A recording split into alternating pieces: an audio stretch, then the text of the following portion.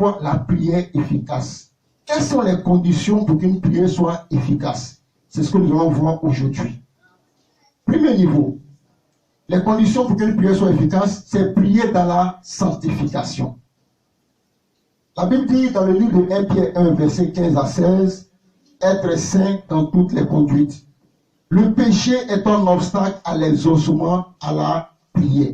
Le péché est un obstacle à l'exaucement de la prière. Ta prière ne serait pas efficace si tu vis dans le péché. Dieu dit dans le livre de Jean 9, verset 31, que Dieu n'exauce point le pécheur. Tous ceux qui vivent dans le péché, Dieu ne peut pas les exaucer. Il est dit dans Ésaïe 59, verset 1 à 2, que le péché met une séparation entre Dieu et nous. C'est-à-dire, lorsque tu vis dans est un frein à notre exaucement. Le péché est un frein à l'exaucement de notre prière. La Bible dit, lorsque Jésus était à la croix, il portait le péché de l'humanité. Dieu ne pouvait le regarder. C'est pourquoi il s'est crié, mon Dieu, pourquoi m'as-tu abandonné? Il est dit en hébreu, Eli, Eli, lama shabastani. C'est-à-dire, mon Dieu, pourquoi m'as-tu abandonné? Parce qu'il portait le péché de l'humanité. La Bible dit dans le Habakkuk que Dieu a les autres trop plus pour voir l'iniquité. Lorsque tu vis dans le péché, Dieu ne peut pas te regarder.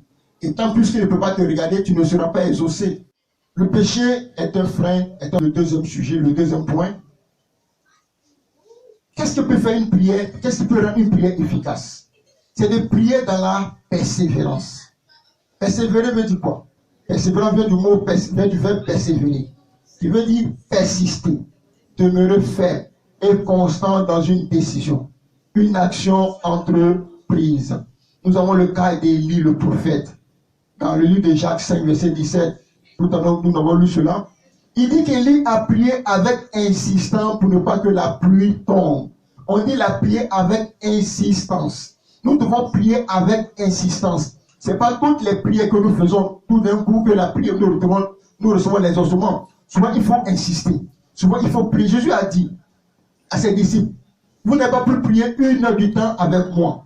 Souvent Jésus passait toute une nuit à train de prier. Alors lorsqu'il venait le lendemain, pour les cas les plus difficiles, il suffisait de parler et les gens étaient guéris. Donc il faut insister, il faut persévérer dans la prière. La prière, pour que nous soyons exaucés, il faut que nous insistions, il faudrait que nous persévérons, il faudrait que nous soyons déterminés dans la prière par rapport à ce que nous voulons. Daniel 10, verset 1 à 12, que nos prières donnent la force à l'armée de Dieu de nous aider. Lorsque Daniel a commencé à prier, le texte dit que Daniel a été exaucé depuis le premier jour. Mais il n'a pas vu le résultat. Il a fallu qu'il persévère jusqu'à 21 jours, jusqu'à ce qu'il reçoive le résultat de sa prière. Il a demandé à l'ange qui apportait le résultat, mais pourquoi cela a tardé? Il dit, je venais depuis le premier jour, mais j'ai été opposé, j'ai été résisté par des démons et qui m'ont empêché. Il a fallu à ce que l'ange Michel intervienne jusqu'à ce que je sois délivré. Donc il faut persévérer. Souvent il y a des situations de blocage où nous devons persévérer, prier avec insistance pour que le déblocage soit, pour que le résultat soit. La prière est très importante.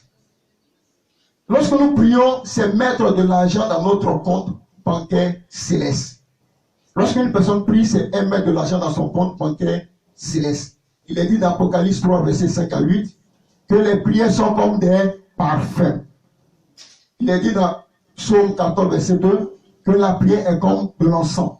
Il est lu dans Luc 18, verset 1 à 8, que la persévérance est accompagnée de foi, de patience et d'espérance. Lorsque nous persévérons, nous devons croire que ce pourquoi nous persévérons sera exaucé. Nous devons aussi patienter, nous devons aussi espérer. Troisième point, pour qu'une prière soit efficace, c'est prier avec la parole de Dieu. Il est dit dans Ésaïe 43, verset 26, de rappeler toutes les paroles à Dieu. Il dit, rappelle à mon souvenir toutes mes paroles. Il faut prier avec la parole de Dieu. La parole de Dieu est Dieu elle-même. La Bible dit dans le livre de Jean 1, verset 1, au commencement était la parole et la parole était avec Dieu et la parole était Dieu. Toute chose a été faite par elle. Rien de ce qui a été fait n'a été fait sans elle. La parole de Dieu est égale à Dieu lui-même. Donc prie avec la parole de Dieu par rapport à un sujet qui te concerne. Si c'est un sujet de mariage, cherche les références de la Bible et prie par rapport à cela. Rappelle cela à Dieu. 4, verset 12, que la parole est puissante. Hébreux 4, verset 12, que la parole est puissante. Dans Jérémie 23, verset 29, que la parole est un feu. La parole de Dieu est un feu. Lorsque nous proclamons la parole de Dieu, c'est un feu qui se déverse. Nombre 23, verset 19, que la parole de Dieu est vraie. Ésaïe 57, verset 10 à 11, que la parole de Dieu s'accomplit toujours. Il est dit dans ce passage que la parole de Dieu ne retourne pas à Dieu sans avoir accompli son effet. Lorsque la parole de Dieu est proclamée, il faille qu'elle accomplisse d'abord ce pourquoi elle a été proclamée avant de retourner à Dieu. C'est pourquoi nous devons mettre notre confiance dans la parole de Dieu. Nous devons croire que la parole pour laquelle nous prions elle a de l'efficacité, que la parole pour laquelle nous prions doit s'accomplir, doit agir certainement dans le nom de Jésus. Il est dit dans Actes 4, verset 23 à 31, que lorsque les disciples étaient réunis et qu'ils priaient, ils ont rappelé la parole du Seigneur. La Bible dit que l'endroit a été ébranlé. La parole de Dieu a ébranlé là où il se trouvait. La Bible nous a dit qu'il a eu un tremblement de terre. Et après cela, il y a eu la descente du Saint-Esprit. La parole de Dieu ouvre le ciel. La parole de Dieu décante les situations. La parole de Dieu ouvre les écluses des cieux. Je prie que la parole de Dieu te concernant te fasse du bien dans le nom de Jésus. 4 points. Pour qu'une prière soit efficace, il faut avoir un bon partenaire. Qu'est-ce que cela signifie? La Bible dit 2 valent que 1. Une corde à 3 nœuds seront difficilement. C'est-à-dire être en contact avec quelqu'un qui croit en nous. La Bible dit si 2 personnes s'accordent sur la terre et qui demandent une seule chose quelconque, Dieu les exaucera du haut des cieux. Mais il dit si 2 personnes s'accordent, c'est-à-dire s'ils sont d'accord, s'ils sont en accord par rapport au sujet, par rapport à la prière, s'ils demandent une seule chose, Dieu les exauce.